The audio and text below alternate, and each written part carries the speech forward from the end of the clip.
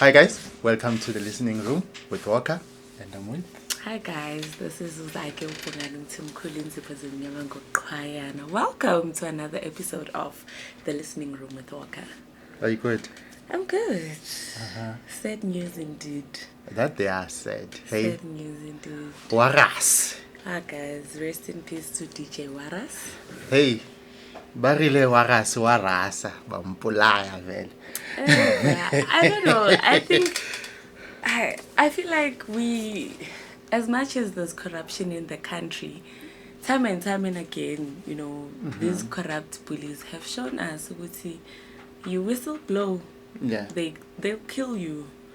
So He wasn't really whistle blowing. He was more of what Kolani was when he was busy busting the drug things. I would say he was a whistleblower.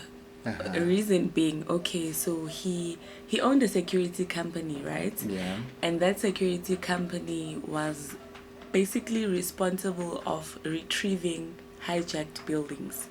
So just to give context to people that don't understand what a hijacked building is, so let's say I, as Uzake, I own a building in Jozi, and maybe I have 250 rooms, and I have residents renting in my building. Okay. So this is Zake's building.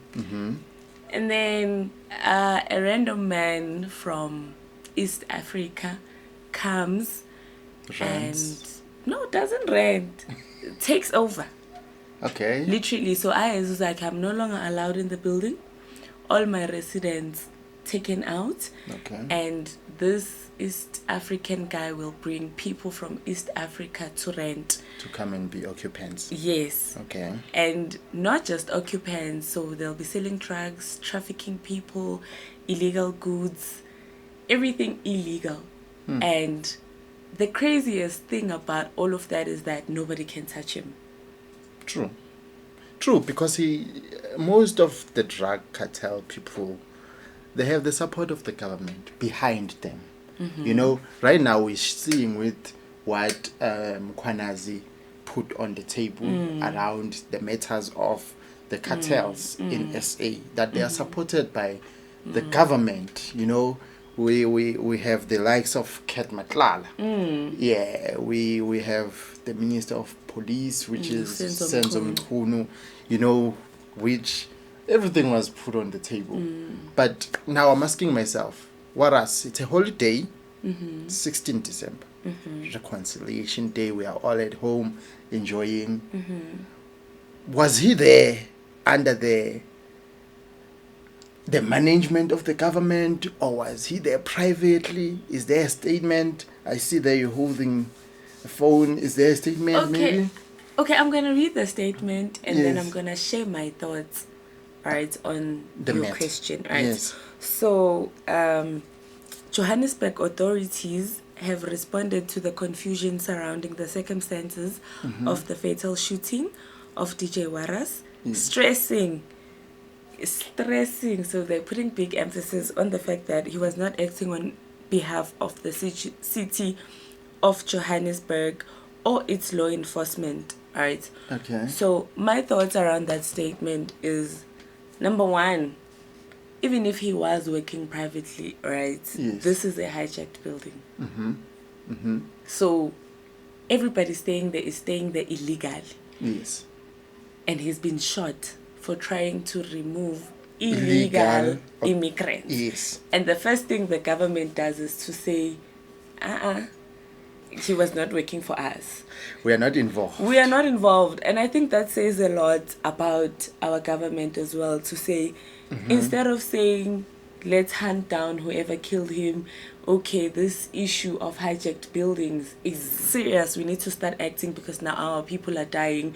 You would rather protect an illegal immigrant over a legal resident of the country.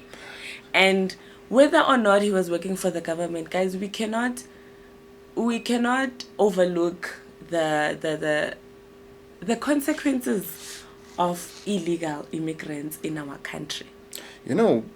With the illegal immigrants in our country, that situation won't be solved. You know why? because our government has investments outside those countries, you know. So in Nigeria, they have investments there. They have oil investments, they have land investments. So if they forcefully chase out the illegal immigrants, that affects their investments in those countries. Okay. So it's a matter of, an economic ball game at the same time. As much as we are complaining around the matter, they are also tied, guys, in between that matter. My take with that one is that our country is not the first country to have economical ties, right? Yes. We've seen with all right, so I'll make one example. We have a collaboration with China, yes, where every year there's an intake for South Africans to go and study medicine in Cuba, right? That economic collaboration does not put South Africa at harm. That collaboration does not put South African safety at harm. It does not cause harm to anyone. To anyone, It doesn't cripple anyone. Why are we so invested in economical ties that kill, your normal South African? And when I say kill, in many ways, do you know that there's an illegal immigrant that said it is easier for us outside people to get our kids in South African schools better than a South African? So if you, let's say, are a legal guardian of, let's say, your sister's child that probably passed away, it will be more difficult for you to get your niece or nephew in school than an illegal immigrant that does not even have papers. They just have to write an affidavit to say, I don't have papers and I was scared to make papers because I don't have papers, and they get into South African schools. Whereas you will be sent to social workers, you will be sent to home affairs, you will be required to do DNA tests. You would have to fight your way through your own system in your own country. You know, when there's an umbrella that you are under, the umbrella says it's democracy. And the democracy, it's more favorable to outsiders more than it is for people that stay in that country, So with that being said, we cannot fight the structure, how it was put together right now. We do. Even if we try and do it, there's always a barrier, and there's always channels, and there's always a place where we vote to agree to laws. So as much as we say we want to demolish this law because it's not favorable to us, at the same time, the votes sometimes are against demolishing that law. The votes are against because people don't know that they can actually vote against certain laws. How many people do you know that they know that if, let's say, there's a law that says a woman can marry 10 men at a time, we actually need to vote on saying, yes, we want that law in our country, or we don't? How many people know that? No, not many people know that. Not many people. So the first thing is providing information. Provide information so that people can make informed decisions. Because when you don't know about something, you literally cannot make an informed decision. You make a decision based on what you're being told because you don't know much about it. So my point is, as much as, we can say there's no point in fighting it because there's structure set up against us, it's easy for us to say those things when they haven't directly affected us. So I think with DJ Warras got to a point where now it was directly affecting him and he needed to do something about it. And remember, he was hired by building owners, because remember, you can't buy a building and then be chased out of a building that you bought, and you see your building being occupied by people and it's making money. So these building owners are normal South Africans that hired a security company to say, please evict these people for me because I can't. And he's had successful attempts. You know, it's just that now he probably touched, one of the most dangerous buildings, but he has evicted people before, he has retrieved hijacked buildings before, and we cannot dispute that many kids go missing on a daily basis, and the reason why they can go missing this smoothly is because of these hijacked buildings, because who dares to go in to those buildings? So, in that case, Warras was doing his job. Agreed? Lovely. But why do you travel alone? You are a security company. Where are your partners? Probably on that people day that he are wasn't even supposed... going to evict anyone. No, he was just at the wrong place now. at the right time. But the information is, I think last week or 2 months back, Warras filed restraining order against people who were staying in that building. Okay. Those are 5 people which it was... They went to court. The court granted the restraining order. Everything was packaged well for him. Imagine 5 people. You're against them alone. So you cannot even travel alone anymore in that case, because here you are up against villains. At the same time, we have to think of ourselves. As much as you're doing something good to protect the nation, because it's helping, we agree, but at the same time, your life is on the line. Once you start filing a restraining order against people, which means they've started putting threats against your life. They've started showing you that, dog, we're gonna kill you. If people want to kill you, they'll kill you with your 20 security guards. Yeah, they will. And but it's bad. Point, you had guards. My thing is, okay, you can protect yourself now, or you know that you are up against villains and whatnot. That's my issue right there. The fact that now we have to protect ourselves against people that are there illegally. Sometimes you protect yourself from someone who's legal anyways, But here we're talking illegal immigrants doing illegal things. I think that's why we will never be able to get to a point where we fight against those structures, because in your corner you're thinking about you, but the time for you is finished. Have you been to Yeoville? I've been to Yeoville. What do you see when you get to Yeoville? Basically on my side, because I'm just traveling for work, the only thing I see is just people playing in the streets, happy. The violence I haven't experienced, because... I'm not even talking about violence. Yeah. When you go to Yeoville, it's like you're in Lagos. Literally, it's a mini Lagos, like Nairobi. Yeah. It's a small Nigerian city in South Africa. You know what? If you... So my thing is, we are thinking about us now, but it's too late for us. The people we need to think about are the people that we are going to leave behind. So whatever the likes of Babita, may her soul rest in peace, DJ Warras, may his soul rest in peace as well. AKA. The likes of them, whatever it is that they are doing, it was them at a point where they are realizing that my time it's up. There's nothing I can do for myself anymore. But is this the South Africa that I want my kids to live in? Because you're a South African that does not own South Africa, that has no place in South Africa. Basically, the way the structure is set up, you as a South African are being pushed out of South Africa.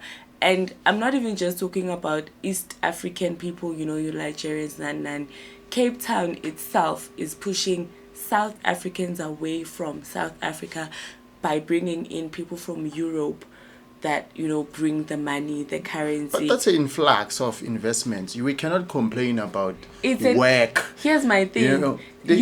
That's an influx of investments. It's presented as work, and as much as it may be economical, it's not economical for the everyday South African. Because it will start in Cape Town, it will go to Johannesburg, it will go to Limpopo, and the next thing you know you will move to Kenya. But you will move to Zimbabwe because you will not afford South Africa. But we cannot complain about change, wanting change to come through economically, That's the thing. At the end of the day, it's South not, Africans here's the thing. don't have the money to change the structure. The structure is not being changed of for the you. economy. The structure is not being changed for But you you're there. economically. You're benefiting through it. You know, whatever they develop, if it's a law enforcement that they're developing, that is invested upon, it's going to benefit you at the same time. Not. Listen, if they're going to put strict rules in law, is, who's going to be benefiting around that? The first statement that you made was that the investments that we make are economical. Yes. Economically, in South Africa, we do not have a middle class. We have the rich and we have the poor. Indeed. Right. But Wait, at the same time, let me get to my point. Yeah. We are bringing in these Europeans who will charge, let's say, an apartment 10,000 rands. Mm-hmm. If you do not afford it, you will have to ship to what? The townships. Now, they'll start in the suburbs, but they'll eventually develop the whole of South Africa. At some point, you won't even afford that township. You know what? Personally, on my personal perspective, I believe in change and growth. I believe that investors should come in, change what they can for the betterment. They're not changing of me. it for you. No, it's for the betterment of me, because at the same time, there are hospitals today I go in that they invested, made better, and we are going For in who? them. For who? No poor The public hospitals were built by apartheid era, which it was an investment of whites back in the days. If you can go to Tambo Memorial, Hospital, I love their infrastructure because they've tried to renovate, but they haven't fully renovated. There's still structures from the apartheid era. Yes. And there's a great distinction between where the white people were allowed to be and the blacks were. And I can promise you, my friend, there are no developments for black people in the public hospitals that you're speaking about. Yeah. I don't know. I wish for everyone to enter a private hospital in their lifetime.